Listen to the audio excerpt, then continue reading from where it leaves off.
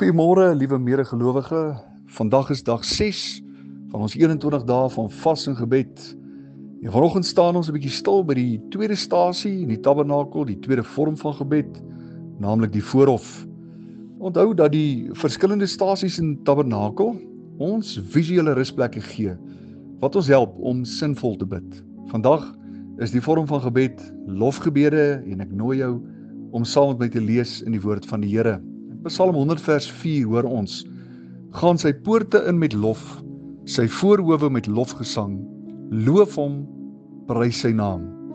Nou, in een van die Engelse vertalings hoor ons: enter his gates with song of thanksgiving, come into his courtyards with a song of praise, give thanks to him, praise his name. Nou, wat leer die Bybel ons oor lof? 'n Lof, of dan lofprysing soos ons dit ken, is wanneer ek God loof of prys vir wie hy is.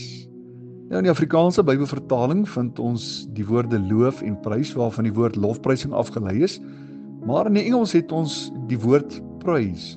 Baie interessant dat in die Lexham English Bible vind ons dat die woord prys 252 keer voorkom. In Hebreëus natuurlik is daar verskillende woorde wat lof beskryf, maar ons sien in beide die Ou sowel as die Nuwe Testament dat lofgebede nie net 'n eendimensionele karakter het nie, maar dat lofgebede ook dikwels gebid was, byvoorbeeld in die vorm van 'n lied. Ander kere was die gebed wat gesing is met instrumente begelei en was daar ook sekere liggaamlike aksies en uiterlike dinge van die kant van die bidder wat met lof gepaard gegaan het. Die eerste woordjie wat ons in die Bybel aantref wat lof beskryf is die Hebreëse woordjie toda. En dit verwys na woorde wat gebid word in verwondering vir wie God is. Met ander woorde, ek prys God vir sy karakter en vir sy goddelike vermoë. Die woordjie toda beteken verder om met uitgestrekte hande van bewondering iets in besit te neem deur dit te bely. In die Nuwe Testament word die woordjie vertaal as homologio in die Grieks, wat beteken om dieselfde te sê as wat reeds gesê is. Met ander woorde, wanneer ons in hierdie verband God prys, strek ons hande in verwondering uit en bely aangaande God wat reeds verklaar is aangaande sy karakter en sy vermoë. Daardie goddelike eienskappe, met ander woorde, wat deur die skrif aan ons voorgehou word aangaande sy majesteit en sy krag. Ek prys God, dis vir wie hy is, maar ook vir dit wat hy oor my bely. En so kan die volgende skrifgedeeltes byvoorbeeld toegepas word wanneer ons lofgebede bid. Ons dink hier aan Openbaring 19 vers 16 wat sê: Vader, ek prys u dat u die groot oorwinnaar is. U is die koning van die konings en die Here van die Here. Vader, ek prys u dat ek in hierdie oorwinning deel en ek in alle omstandighede meer as oorwinnaars is. Romeine 8:37. Ja, op grond van u voltooide werk en oorwinning aan die kruis, kan ek nou bely wat u reeds oor my verklaar het. Ek prys u dat u woord sê, as iemand in Christus is hy 'n nuwe skepsel. Al die ou dinge het verbygegaan. Kyk, dit het alles nuut geword. 2 Korintiërs 5 vers 17. Die tweede Hebreëse woordjie is die woordjie halal, waarvan die woord halleluja natuurlik afgelei is. In Psalm 63 vers 5 hoor ons: so sal ek u prys my hele lewe lank, in u naam my hande ophef. Dit beteken om fees te vier, om uitspattig te wees, amper 'n bietjie laf te wees. Die derde woordjie is die woordjie yada, en dit beteken om die Here te loof met uitgestrekte hande, en dan kry ons die woordjie shabach, om te skree of uit te basuin. Dit beteken onder andere om die dak van blydskap te lig, soos dit in Jesaja 12 vers 6 gebruik word, of om te borrel soos 'n fontein, Psalm 63 vers 3, of om die Here 'n applaus te gee, Psalm 117 vers 1. Ja, die vyfde woordjie is die woordjie ruah. Dit beteken om die ore te kloof met klank, deur of te beveel of om 'n opdrag te gee soos 'n oorwinnaarskreet. So, lofprysing of lofgebede is eintlik 'n kragtige wapen teen die vyand.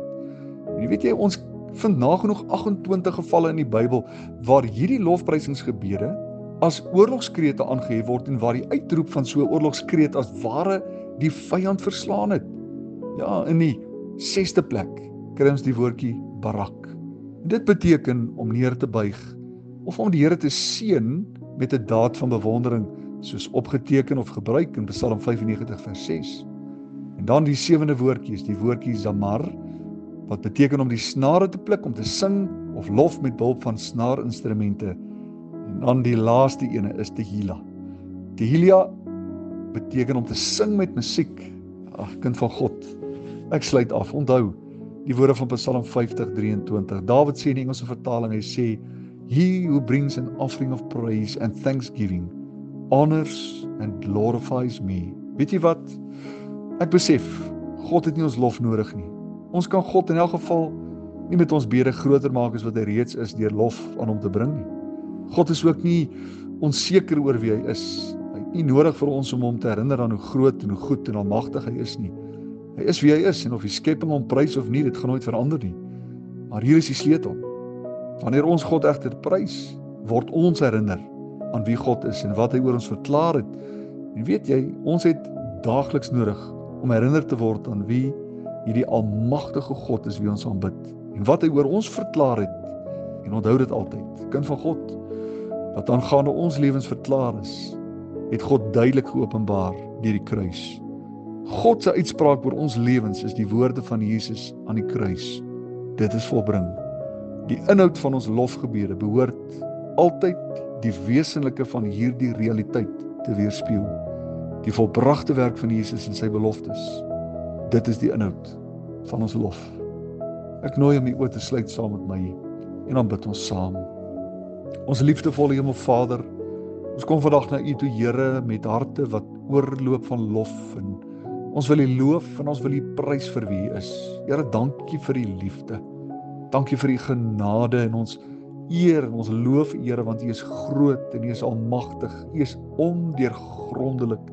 U is God. U is die groot ek is, by wie niks onmoontlik is nie. En Here, dit is die gebed van my hart. Dat terwyl ons in hierdie 21 dae U loof deur ons gebede, Here, dat ons oë opgehef sal word verby die omstandighede, verby die berge, by die reëse, maar na die Here, en dat ons U sal sien opnuut vir die almagtige, die groot, ondeurgrondelike, alleenwyse God wat U is. En Here, dat ons U sal loof elke dag van ons lewens. Vader, ons wil vandag vir U sê, U is waardig om geloof te word. U is waardig om te ontvang al ons lof elke dag. En Here, ontvang dit in hierdie dag. Is ons gebed in Jesus se naam, die naam bo alle name. En ons dank U daarvoor, Here. Amen.